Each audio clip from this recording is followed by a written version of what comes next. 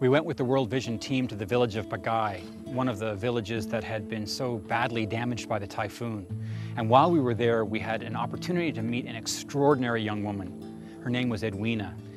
One thing that drew me to her immediately was that she was holding a tiny little baby, clearly a newborn.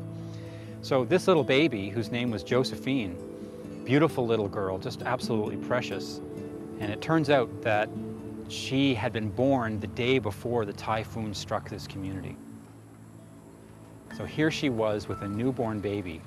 They had been evacuated from their home the day before and had taken refuge in a school building. But she didn't know if her children were well. She didn't know if they had survived. She didn't know what her situation, her house would be in. So Edwina and Renee came back clutching this little baby Josephine, just a day old, to arrive to discover the good news that their children had survived, but that their house had been utterly destroyed.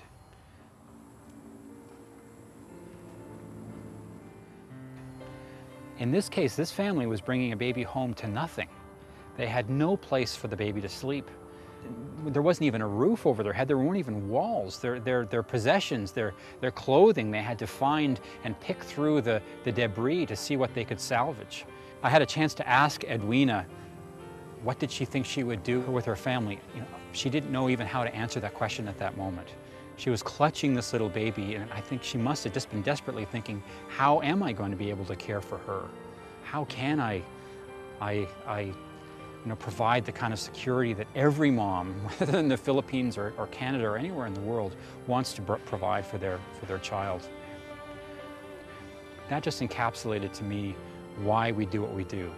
It was heartbreaking, but also symbolized for me the importance of the work that we do to help the most vulnerable kids, but it also represented the opportunity to see a glimpse of hope in the midst of this unbelievable despair and destruction.